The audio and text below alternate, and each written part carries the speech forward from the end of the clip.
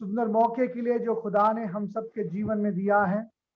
सचमुच हम कितने भाग्यशाली हैं, कितने पंजाबी च कहते भागा वाले हैं कि खुदा ने सानू एक और दिन दिता ताकि खुदा दी महिमा कर सकिए।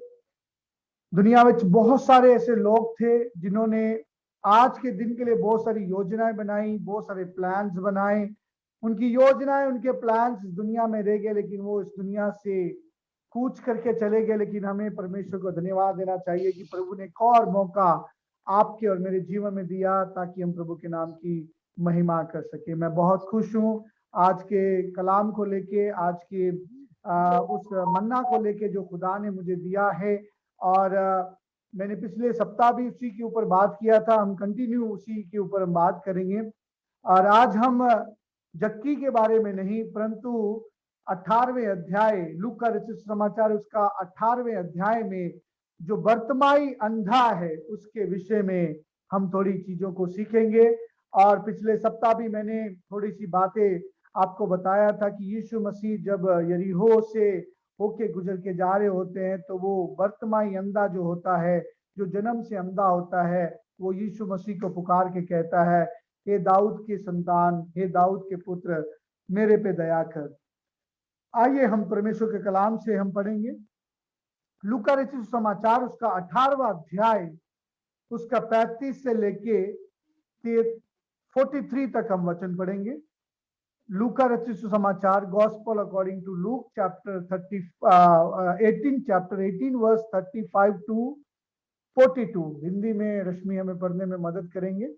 लूका रचित सुसमाचार अध्याय 18 35 से लेकर 43 तक। जब वह यरीहो के निकट पहुंचा तो एक अंधा सड़क के किनारे बैठा हुआ भीख मांग रहा था। वह भीड़ के चलने की आहट सुनकर पूछने लगा, ये क्या हो रहा है? उन्होंने उसको बताया, यीशु नासरी जा रहा है। तब उसने पुकार के कहा, हे यीशु, दाऊद की संतान, मुझ पर दया कर। जो आगे आगे जा रहे थे वे उसे डांटने लगे कि चुप रह, परंतु वह और भी चिल्लाने लगा, हे दाऊद की संतान, मुझ पर दया कर। तब यीशु ने खड़े होकर आज्ञा दी कि उसे मेरे पास लाओ। और जब वह निकट आया तो उसने उससे पूछा, तू क्या चाहता है कि मैं तेरे लिए करूं? उसने कहा, हे प्रभु, यह कि मैं देखने लगूं। यीशु ने उससे कहा, देखने लग, तेरे विश्वास ने तुझे अच्छा कर दिया है। तब वह तुरंत देखने लगा और परमेश्वर की बड़ाई करता हुआ उसके पीछे हो लिया। और सब लोगों ने देखकर परमेश्वर की स्तुति की। आमीन। हालेलुया। इस वचन के आखिरी पद में इस प्रकार लिखा है, जब लोगों ने देखा और सब लोगों ने परमेश्वर के नाम की बड़ाई की, they started praising the Lord, तब वो प्रभु के नाम को महिमा देने के लिए लग गए। तो मैंने पिछले सप्ताह इस बात को आपके साथ शेयर किया था कि यीशु मसीह अपने चेलों को कहते हैं कि यरूशलेम में मेरा जाना जरूरी है, वहां पे मुझे मारा जाएगा, गाड़ा जाएगा और तीसरे दिन मैं मुर्दों में से जी उठूंगा। और उस यात्रा में यीशु मसीह जब जा रहे होते हैं तो यरीहो से जब वो गुजर के जाते हैं तो क्या होता है कि एक बर्तमाई अंधा उनको मिलता है। और यहाँ पे जब हम इसके 35 वचन में हम देखते हैं कि वह रोड के किनारे क्या करता रहता है, वो भीख मांगता है। और वो पेशा होता है, वो उसका बिजनेस होता है जिसकी वजह से वो अपने पेट को पाल सकता है। तो जब हम इसके बातों को हम देखते हैं तो हम आज जो बात सीखने जा रहे हैं वो है कि हम 3 मुख्य बातों को सीखेंगे। मुख्य बातें वो मैं आपको आगे वाले पहलू में बताना चाहूंगा। लेकिन जैसे मैंने उस दिन आपसे बात किया था कि अगर उस दिन ये अंधा बर्तमाई परमेश्वर यीशु मसीह को पुकार के नहीं कहता तो शायद ये बर्तमाई अंधा उस समय चंगा नहीं होता। क्योंकि यीशु मसीह यरूशलेम में जा रहे हैं, अपने आप को उस कुर्बानी की ओर तैयारी करने के लिए जा रहे हैं, क्योंकि यीशु मसीह वापस इस जगह पे नहीं आने वाले थे। और मैंने बताया था कि उसके लिए एक आखिरी मौका था, यही आखिरी मौका है। हमारे लिए भी कई बार ऐसा होता है कि शायद ये जो मौका है, ये जो समय खुदा ने हमें दिया है, ये समय बाद में हमें मिलेगा या नहीं मिलेगा ये हमें नहीं पता है, क्योंकि ये जो समय है हमें इसका बहुमूल्य फायदा उठाना चाहिए। ज्यादा से ज्यादा फायदा हमें प्रभु के कलाम से उठाना चाहिए। तो यहाँ पे वचन 37 जब हम पढ़ते हैं, वचन 37 पढ़िए, वहां पे क्या लिखा है? उन्होंने उसको बताया, यीशु नासरी जा रहा है। हालेलुया। 36 वचन में जब हम पढ़ते हैं तो लिखा है वो भीड़ की आवाज को सुनता है और वे खोजने की कोशिश करता है कि ये भीड़ की आवाज क्या है, ये चल क्या रहा है, ये हो क्या रहा है। ऐसी आवाज मैंने अभी तक नहीं सुनी है, ऐसी भीड़ की आवाज मैंने नहीं सुना है, ये चल क्या रहा है। जब वह लोगों से पूछता है तो लिखा है कुछ लोगों ने उसको जवाब दिया कि यीशु नासरी यहां से जा रहे हैं। मैं यहां से एक आत्मिक मीनिंग बताना चाहता हूं।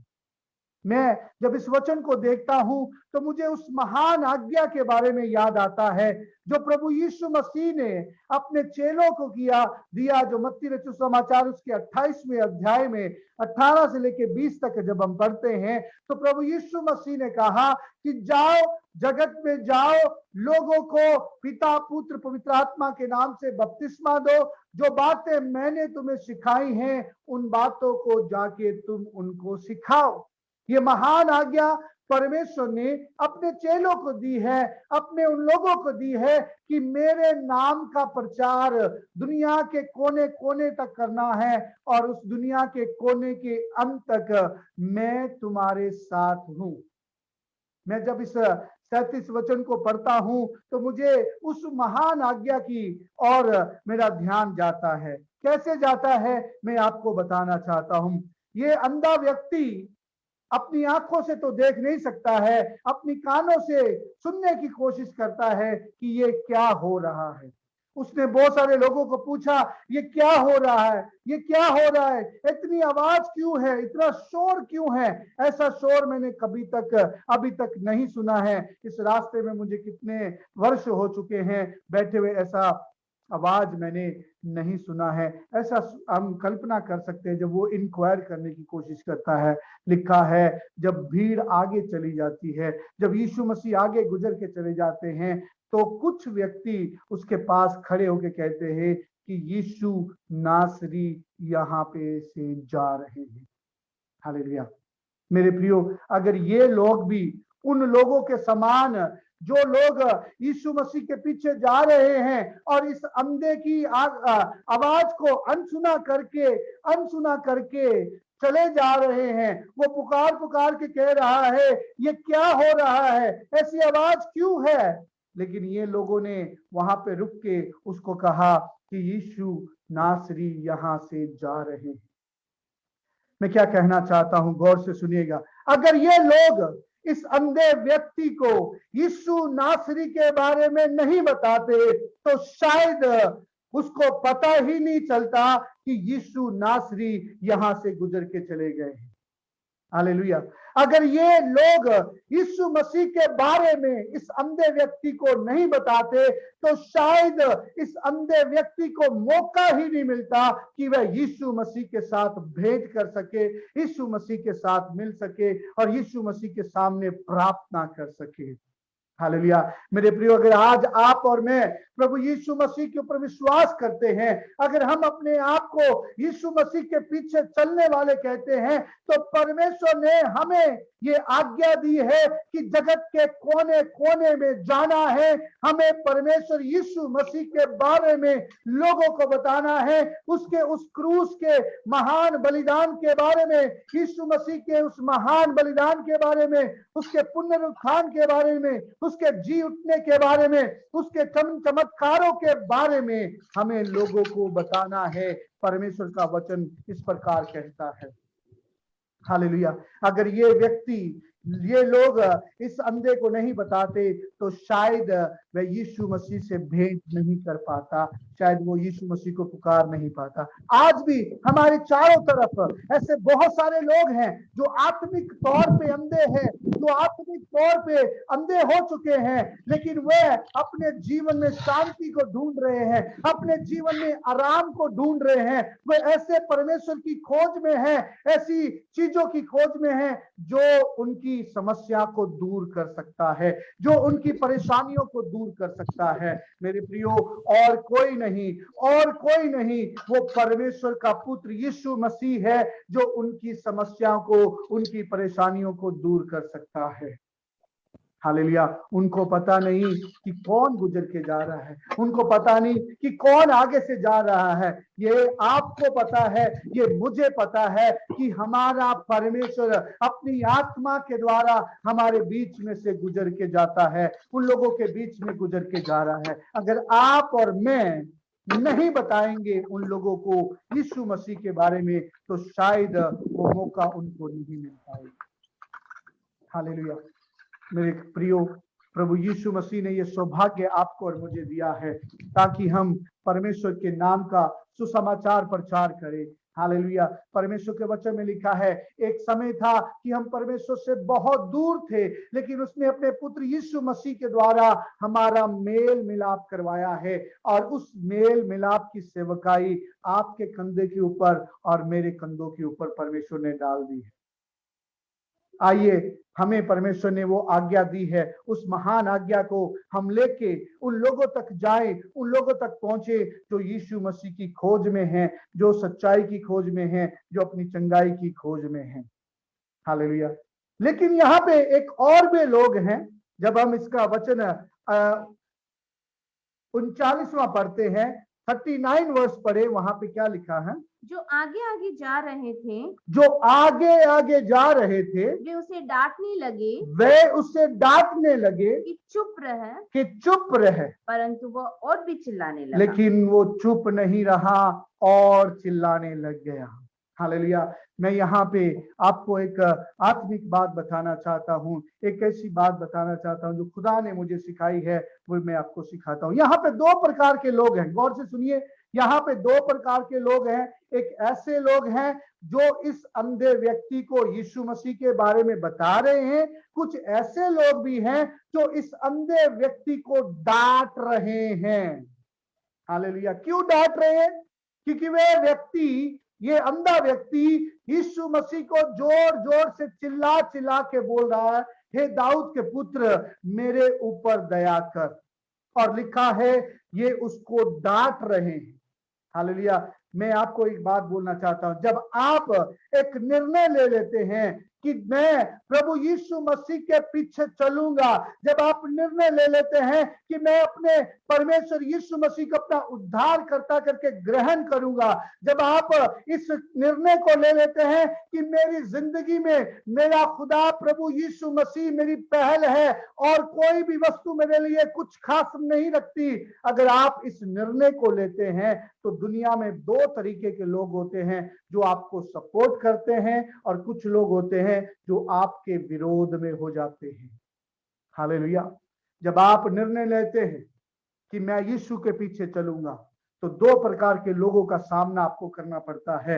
एक ऐसे लोग जो आपको मदद करते हैं प्रभु यीशु मसीह के पास आने के लिए, कुछ ऐसे लोग भी होंगे जो आपके लिए समस्या का कारण बनेंगे, आपके लिए बाधा बन जाएंगे, आपका सताव करेंगे, आपके ऊपर अत्याचार करेंगे, ताकि आप परमेश्वर को मिल ना सके, ताकि आप परमेश्वर के साथ अपनी यात्रा को शुरू ना कर सके। हालेलुया। यहाँ पे दूसरे प्रकार के लोग ये हैं जो इस अंधे व्यक्ति को बोल रहे हैं, डांट रहे हैं। मैं कल रात अपनी एक बहन से बात कर रहा था, तो उनसे मैं बोल रहा था कि दुनिया में दो प्रकार के सताव का सामना करना पड़ता है। There are two kinds of persecution that every Christian go through. हर एक मसीह व्यक्ति, हर एक वो व्यक्ति जो यीशु मसीह के पीछे चलता है, उसको शायद दो तरीकों के परसिक्यूशन से गुजर के जाना पड़ता है। पहला सताव या पहली परेशानी उन लोगों से होती है जो यीशु मसीह के विरोधी हैं, वो लोग जो नहीं चाहते हैं कि हम यीशु मसीह को अपना उद्धारकर्ता करके ग्रहण करें, वो नहीं चाहते हैं कि मसीहियत इस दुनिया में फैले, वो नहीं चाहते हैं कि मसीह लोगों की गिनती इस दुनिया में बढ़े, तो वो क्या करते हैं? आपके लिए, मेरे लिए, कलीसिया के सामने, मसीह लोगों के सामने बाधा बन जाते हैं। वे लोगों का विरोध करते हैं, लोगों को मारते हैं, लोगों को डांटते हैं, लोगों को परेशान करते हैं। क्यों? क्योंकि आप और मैं निर्णय लेते हैं कि हम परमेश्वर के पीछे चलेंगे।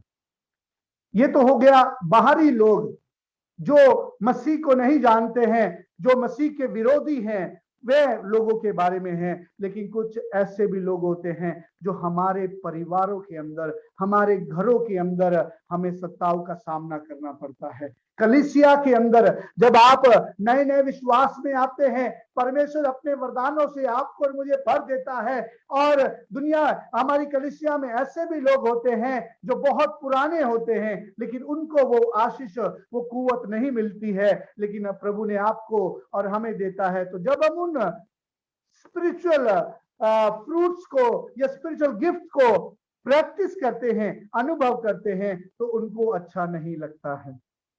वो बोलते हैं कि ये कल का आया हुआ, ये तो पिछले साल इन्होंने ग्रहण किया, हम तो काफी सालों से प्रभु को मानते हैं। मैं क्या कहना चाहता हूं, एक अंदरूनी सत्ताओं भी है जो हमें अपने परिवारों में, अपने घरों में, अपने रिश्तेदारों के बीच में हमें सहन करना पड़ता है। हालेलुया। परमेश्वर के वचन में लिखा है, मत्ती सुसमाचार में जब हम पढ़ते हैं उसका 28 का 18 में हम जब पढ़ते हैं, प्रभु ने बोला है कि हमें वो प्रचार को करना है। जब आप उसको लेके आगे बढ़ते हैं तो आपके जीवन में केवल बाहर से आपको परेशानी नहीं, परंतु अपने घर से भी शायद सत्ताओं का सामना करना पड़ सकता है। हालेलुया। यीशु मसीह ने अपनी जिंदगी में इस इंटरनल परसिक्यूशन को से होके गए हैं। यीशु मसीह को भी स्वीकार नहीं किया गया। यीशु मसीह के ऊपर भी किसी ने विश्वास नहीं किया। उनके घर वालों ने ही यीशु मसीह के उन कार्यों के ऊपर विश्वास नहीं किया है। मैं क्या कहना चाहता हूं, जब आप और मैं ये निर्णय ले लेते हैं कि मैं प्रभु के पीछे चलूंगा, मैं प्रभु के पीछे चलूंगी, तो आपको इन सत्ताओं का सामना करके जाना पड़ेगा। पढ़िए लूका रचित सुसमाचार उसका 12वां अध्याय वचन 51 से लेके 53 तक पढ़िए। वहां पे प्रभु के कलाम में क्या लिखा है। लूका रचित सुसमाचार उसका 12वां अध्याय वचन 51 और से लेके 53 तक। क्या तुम समझते हो कि मैं पृथ्वी पर मिलाप कराने आया हूँ? मैं तुमसे कहता हूँ, नहीं, वरन अलग कराने आया हूँ। हालेलुया। यहाँ पे यीशु मसीह इस प्रकार कहते हैं कि यीशु कहते हैं कि मैं इस दुनिया में मेल मिलाप तो करवाने नहीं आया। मेल मिलाप नहीं के लिखा है, मैं फूट डालने के लिए, आई केम टू डिवीजन। यहाँ पे लिखा हुआ, कैसे लिखा है हिंदी में? अलग कराने आया हूँ। मैं अलग कराने आया हूं। यहाँ पे ये वचन यीशु मसीह के हैं। यीशु मसीह कहता है कि मैं अलग कराने आया हूं। अलग कराने का मतलब क्या है? इसका मतलब ये नहीं कि यीशु मसीह हमारा परमेश्वर के साथ मेल मिलाप नहीं करवाने आया, मेल मिलाप करवाने आया है। लेकिन जब एक व्यक्ति अपने घर से, अकेला व्यक्ति प्रभु यीशु मसीह को ग्रहण करता है, तो उसके घर वाले ही उसके खिलाफ हो जाएंगे। उसके वचन कहने का मतलब ये है, यानी कि आगे पढ़िए, इसको आगे पढ़िए क्या लिखा है। अब से एक घर में 5 जन आपस में विरोध रखेंगे, 3 2 से और 2 3 से, पिता पुत्र से। यहाँ पे लिखा है, जब कोई यीशु मसीह के ऊपर विश्वास करता है तो यीशु मसीह यहाँ पे कहते हैं कि पिता पुत्र के खिलाफ हो जाएगा, पुत्री माँ के खिलाफ हो जाएगी, यानी कि परिवार के अंदर ही विभाजन हो जाएगा। क्यों? क्योंकि एक व्यक्ति ने प्रभु यीशु मसीह के ऊपर विश्वास किया है। शायद बाकी घर के मेंबर प्रभु यीशु मसीह के ऊपर विश्वास नहीं करते हैं, शायद दूसरे मेंबर यीशु मसीह के ऊपर विश्वास नहीं करते हैं। हो सकता है आप भी और मैं भी शायद ऐसी परिस्थिति से गुजर के गए होंगे, जब आपने प्रभु यीशु मसीह को ग्रहण किया होगा, जब आपने अपने समाज में से निकल के प्रभु यीशु मसीह को ग्रहण किया होगा, तो उस समय आपको भी समाज का सामना करना पड़ा होगा। लोग आपको बोलते होंगे कि इसने तो ये कर लिया, ये तो ईसाई बन गए हैं, इन्होंने अपना धर्म परिवर्तन कर लिया है। अपने ही लोग हमारे खिलाफ हो जाते हैं। हालेलुया। प्रभु यीशु मसीह के साथ भी यही हुआ। जब यीशु मसीह ने अपनी सेवकाई शुरू की, लोग हैरान हो गए, क्या ये वही बड़ाई का पुत्र नहीं? क्या ये वही यूसुफ का पुत्र नहीं? क्या ये वही बड़ाई नहीं जो हमारे बीच में रहता था? इसके भाई हमारे बीच में रहते थे, इसकी बहनें हमारे बीच में रहती थी, लेकिन इसको अचानक हुआ है क्या? ऐसी बातें ये कैसे करने लग गया? वो जब बातों को सुना तो लिखा है, यीशु मसीह के भाइयों ने कहा कि अपना प्रचार दूसरी जगह पे करने चला जा। हालेलुया। पढ़िए मत्ती सुसमाचार उसका 13वां अध्याय वचन 54 से लेके 56 तक हम पढ़ेंगे। क्या लिखा है? मत्ती 13 का 54 से 56। और अपने नगर में आकर उसके आराधने में उन्हें ऐसा उपदेश देने लगा कि वे चकित होकर कहने लगे, इसको यह ज्ञान और सामर्थ के काम कहाँ से मिले? क्या यह बड़ाई का बेटा नहीं? और क्या इसकी माता का नाम मरियम और इसके भाइयों के नाम याकूब, यूसुफ, सिमोन और यहूदा नहीं? और क्या इसकी सब बहनें हमारे बीच में नहीं रहती? फिर इसको ये सब कहाँ से मिला? इस प्रकार उन्होंने उसके कारण ठोकर खाई। पर यीशु ने उनसे कहा, भविष्यवक्ताओं का अपने देश और अपने घर को छोड़ और कहीं निरादर नहीं होता। हालेलुया। यहाँ पे यीशु मसीह कहते हैं कि भविष्यवक्ताओं का जो निरादर है अपने घरों में ही किया जाता है। यहाँ पे जब यीशु मसीह अपने घर में वापस आते हैं, उस आराधनालय में जाते हैं, जब यीशु मसीह सिखाने लगते हैं, आत्मा से भर के यीशु मसीह जब अपनी सेवकाई शुरू करते हैं, तो लोगों को हजम नहीं होता है, तो वो यीशु मसीह के खिलाफ हो जाते हैं, यीशु मसीह के खिलाफ बोलने लग जाते हैं। लेकिन मेरे प्रियो, यीशु मसीह वहां पे नहीं रुके। यीशु मसीह ने लोगों की परवाह नहीं की। उसने जिस मकसद के लिए आया था, उस मकसद को वो पूरा करता रहा। और मैं क्या कहना चाहता हूँ, इवन उसके भाइयों ने भी उसको घर से निकाल दिया था, लेकिन बाद में जब उनको पता चला कि हम गलत थे, हमारा भाई वो सही था, तो बाद में उन्होंने भी उद्धार को पा लिया और परमेश्वर के कलाम में बढ़ने लगे। मैं क्या कहना चाहता हूँ, दुनिया में दो प्रकार के सताव हैं। एक बाहरी सताव जो है, और जो मसीह लोगों के विरोधी होते हैं वो तो सताव करते हैं, लेकिन कई बार हमें अपने ही परिवार के लोगों के बीच में सताव का सामना करना पड़ेगा। हालेलुया। मरकुस उसका 3 का 20 से 21 में पढ़िए, क्या लिखा है वहां पे। यीशु मसीह के बारे में एक बात बोली जा रही है, गौर से सुनिए। मरकुस 3 का 20 से लेके 21 तक पढ़िए, वहां पे यीशु को क्या बोलते हैं। तब वह घर में आया और ऐसी भीड़ इकट्ठी हो गई कि वे रोटी भी न खा सके। जब उसके कुटुंबियों ने ये सुना तो वे उसे पकड़ने के लिए निकले, क्योंकि वे कहते थे कि उसका चित्त ठिकाने नहीं। हालेलुया। यहाँ पे क्या लिखा है, यीशु मसीह को लोगों ने पागल कहा। जब यीशु मसीह आत्मा से भर के अपनी सेवा को करने लग गए, यीशु मसीह के द्वारा चिन्ह चमत्कार होने लगे, जब यीशु मसीह अथॉरिटी के साथ, अधिकार के साथ परमेश्वर के कलाम को सुनाने लग गए, तो लोगों ने बोला कि ये तो पागल हो गया है, इसका तो चित्त अपने आप में नहीं है। मेरे प्रियो, जब आप परमेश्वर की उपस्थिति में बढ़ना शुरू कर देते हैं, जब आप एक निर्णय लेके प्रभु यीशु मसीह के पीछे चलते हैं, आप पुरानी बातों को छोड़ के नई बातों में चलना शुरू कर देते हैं, आप पश्चाताप करके पुरानी आदतों को छोड़ के नई चीजों को करना शुरू कर देते हैं, लोगों को शायद हजम नहीं होगा। आपके दोस्तों को, आपके मित्रों को, आपके परिवार में आपके बेटे को, आपकी बेटी को, आपके पति को, शायद आपकी पत्नी को ये बात हजम नहीं होगी। वो सोचेंगे कि ये पागल हो गया है। हालेलुया।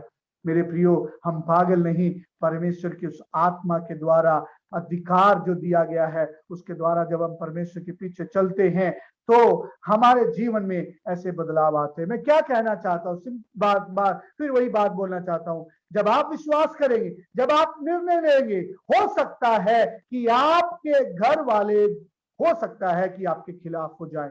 आपके रिश्तेदार आपके खिलाफ हो जाएंगे, आपको शायद बुरा भला कहेंगे, लेकिन परमेश्वर के वचन में लिखा है, जैसे मुझे सताया गया है, जैसे लोगों ने मुझे परेशान किया है, जैसे मेरे ऊपर सताव किया गया है, तुम्हें भी लोग सताएंगे।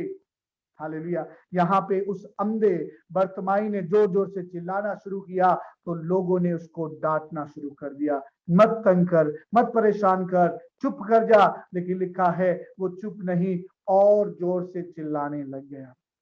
हालेलुया। हमें भी प्रभु के उस अनुग्रह में बढ़ते रहना है, प्रभु की उस सामर्थ्य में बढ़ते रहना है, ताकि हमारे जीवन में प्रभु आशीष और बरकत दे। मैंने पहली बात आपको बोला कि क्या आप कौन से ग्रुप में हैं? हम ऐसे ग्रुप में हैं जो लोगों को प्रभु यीशु मसीह के पास लेके आना चाहते हैं, या हम ऐसे ग्रुप में हैं जो लोगों के लिए बाधा का कारण बन रहे हैं? हालेलुया। हम दूसरा राजाओं की किताब उसका 5वां अध्याय वचन 2 से लेकर 3 तक जब हम पढ़ते हैं, तो वहां पे नामान कोड़ी के बारे में हम पढ़ते हैं। वहां पे लिखा है, एक छोटी बच्ची उस नामान को, यानी कि नामान की पत्नी को कहती है कि अगर मेरा मालिक इज़राइल में होता, सामरिया में होता, तो जिसका ये जो कोढ़ था वो चंगा हो जाता। अगर वो लड़की नहीं बोलती तो शायद नामान का वो कोढ़ कभी भी ठीक नहीं होता। हालेलुया। फिलिप ने नथानियल को बोला कि हमें यीशु मसीह मिल गया है, जिसकी खोज में हम थे, जिसके बारे में बहुत सारे भविष्यवक्ताओं ने बोला था, हमने उसको पा लिया है, आजा उसके पीछे चलते हैं। हालेलुया। मेरे प्रियो, हमें लोगों को प्रभु यीशु मसीह के पास लेके जाना है, हम लोगों के लिए बाधा का कारण नहीं बनना है। मैंने शुरुआत में बोला मैं आपको 3 चीजें बोलूंगा।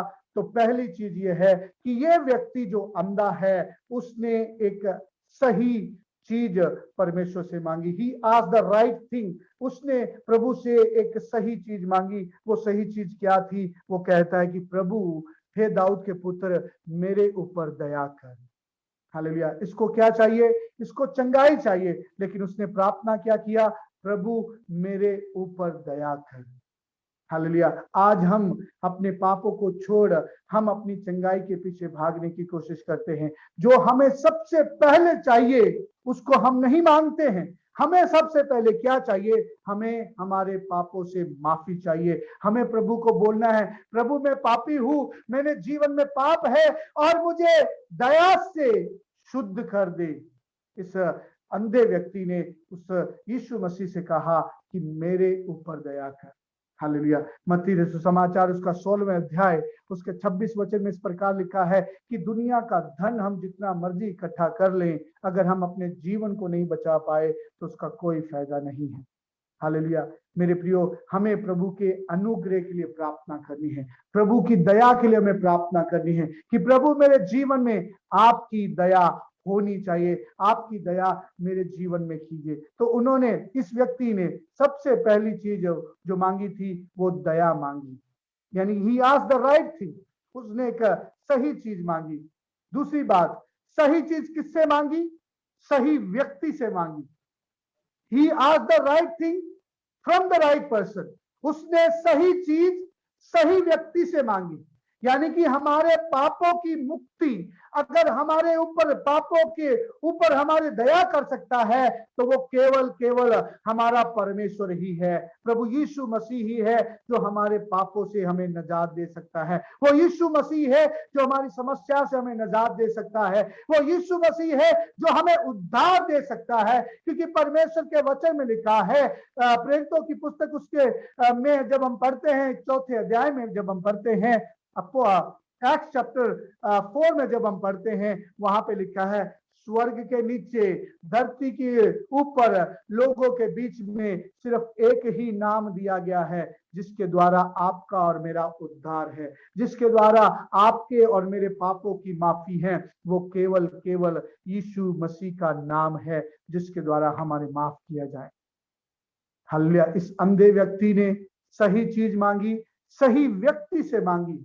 आज आप किससे मांग रहे हैं?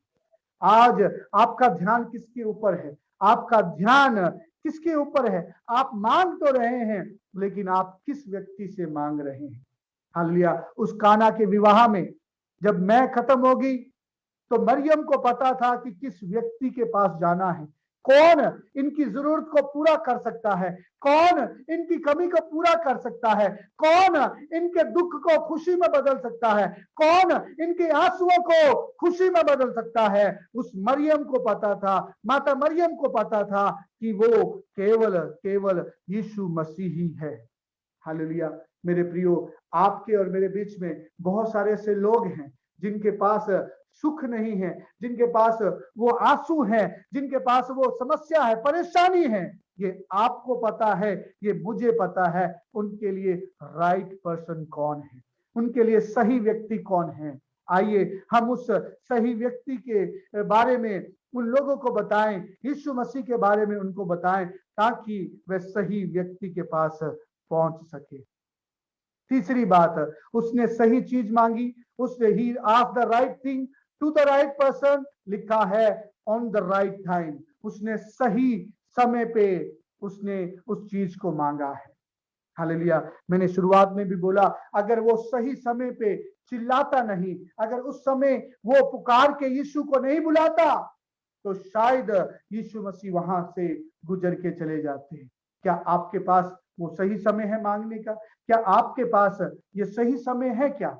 हमें ये बात को ढूंढ के निकालना है और हमें अपनी सही बात मांगनी है, सही व्यक्ति से मांगनी है, और ये सही समय है जब हम पुकारेंगे। मैं एक बात बोल के बंद करना चाहूंगा।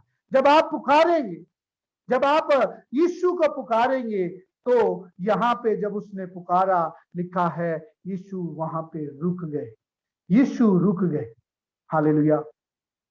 परमेश्वर के कलाम में पढ़ते हैं, जब याइरस की डॉटर, याइरस की बेटी बीमार थी, मर चुकी थी, और रास्ते में यीशु मसीह रुके। क्यों रुके?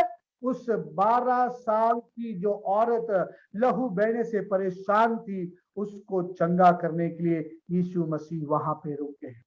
हालेलुया। हम यक्की के बारे में जब हम पढ़ते हैं, यीशु मसीह यरीहो से जाके यरूशलेम की ओर जाने वाला था, लेकिन यीशु मसीह वहां पे रुक गए उस यक्की को बचाने के लिए। हालेलुया। यीशु मसीह हमारे बीच में चल फिर रहे हैं। आइए हम यीशु मसीह को पुकारें, और वो यीशु मसीह रुकेगा जब आपकी आवाज को सुनेगा, और वो कहेगा, मैं तुम्हारे लिए क्या कर सकता हूं। जब प्रभु आपसे ये पूछता है, तो हमें सही चीज मांगनी है, सही चीज मांगनी है। हमें अपने पापों की माफी मांगनी है, हमें प्रभु की दया के लिए प्रार्थना करनी है, प्रभु के अनुग्रह के लिए प्रार्थना करनी है, प्रभु के साथ बढ़ने के लिए हमें प्रभु से प्रार्थना करनी है। क्योंकि परमेश्वर के वचन में लिखा है, सबसे पहले उसके धर्म और राज्य की खोज करो, सारी वस्तुएं तुम्हारे साथ हो लेंगी। हमें प्रभु से सही चीज मांगनी है, और यीशु मसीह ही वो राइट पर्सन है जिससे हम अपनी बातों को मांग सकते हैं, लोगों की जरूरतों के लिए प्रभु के पास जा सकते हैं। और ये सही समय है हमारे लिए, आपके लिए, कि हम परमेश्वर से प्रार्थना करें। आपके और मेरे जीवन में सताव आएगा, आपके और मेरे जीवन में सताव आएगा। क्यों? क्योंकि हम प्रभु यीशु मसीह को पुकार रहे हैं। हम डिसीजन ले लिया है, हमने निर्णय ले लिया है, चाहे दुनिया में कुछ भी हो जाए, मैं यीशु को नहीं छोड़ूंगा, मैं यीशु के पीछे चलूंगा, मैं पीछे नहीं मुड़ूंगा। जब आप ऐसा निर्णय ले लेते हैं, तो आपके और मेरे जीवन में सताव आएगा, आएगा ही, लेकिन हमें हियाव नहीं हारना है, हमें हियाव बांधना है और आगे बढ़ते जाना है, ताकि प्रभु का अनुग्रह हमारे जीवन में होता रहने पाए। लिखा है, ये व्यक्ति चुप नहीं रहा, दुगना चिल्लाने लग गया, दुगना चिल्लाने लगा, और यीशु के कानों में उसकी आवाज को पहुंचा। आइए हम भी इस वर्तमाई अंधे के समान प्रभु के सामने जाएं और दया के लिए प्रार्थना करें, सही चीज के लिए हम प्रार्थना करें। आइए हम मिलकर प्रार्थना करेंगे, इस वचन को लेके हम प्रार्थना करेंगे। हालेलुया। सब अपनी आंखों को बंद करेंगे। आज के सुनेंगे कलाम के अनुसार हम अपने आप को नम्र करेंगे, हम अपने आप को परमेश्वर के चरणों में हम देखेंगे। आइए हम अपने आप को उस यीशु मसीह हमारे उद्धारकर्ता के पास जाएं, क्योंकि वही एक सवालों का जवाब है, उन सारी समस्याओं का हल अगर किसी के पास है इस दुनिया में, अगर किसी के पास हमारी समस्याओं का हल है, हमारे आंसुओं का हल है, हमारी दिक्कतों का हल है, तो वो केवल केवल यीशु मसीह के पास है। हालेलुया। क्या हम वो व्यक्ति बन सकते हैं? क्या हम वे व्यक्ति बन सकते हैं जो लोगों को यीशु मसीह के बारे में बता सके? उन लोगों ने यीशु मसीह के बारे में उस व्यक्ति को बताया, और जैसे ही उसे पता चला कि यीशु नासरी यहाँ से जा रहे हैं, उसने चिल्ला के बोला, हे दाऊद के पुत्र, मेरे ऊपर दया कर।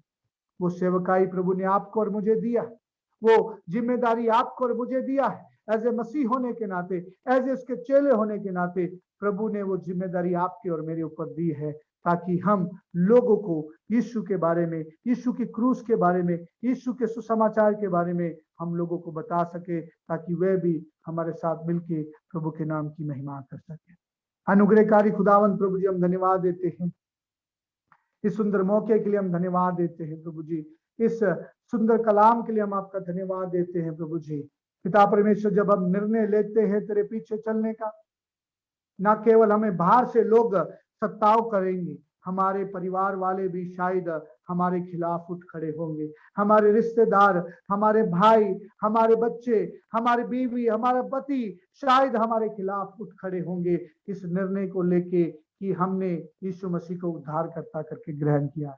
प्रभु जी, हमें बल और ताकत दीजिए, हमें सामर्थ दीजिए, ताकि इन सारी बातों को परे करते हुए जैसे आप आगे बढ़ते गए उसी प्रकार हम भी प्रभु जी आगे आपकी ओर बढ़ते रहें। हालेलुया। हम उस बर्तमाई के समान प्रभु जी लोगों की बातों को लेके निराश ना हो, लोगों की बातों को लेके परेशान ना हो।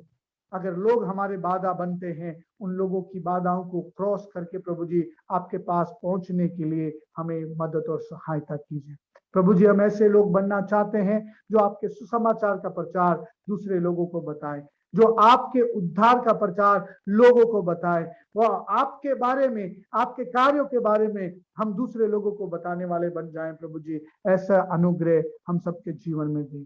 प्रभु जी, हमारी हर एक समस्या का हल आपके पास है, और हम आपके दया के सिंहासन के सामने आते हैं खुदावंद, और हम प्रार्थना करते हैं, आपकी दया हमारे लिए काफी है, तेरा अनुग्रह हमारे लिए काफी है, तेरी कृपा हमारे लिए काफी है। Your grace is sufficient for us Lord. आपका अनुग्रह हमारे लिए काफी है, अपनी कृपा हम पे कीजिए खुदावंद। हालेलुया। धन्यवाद देता हूँ जितने भी भाई बहनों ने आज के कलाम को सुना है खुदावंद, उन सबके जीवन में आशीष और बरकत आने में। सारा आदर महिमा जलाल आपको देते हुए प्रार्थना प्रभु यीशु मसीह के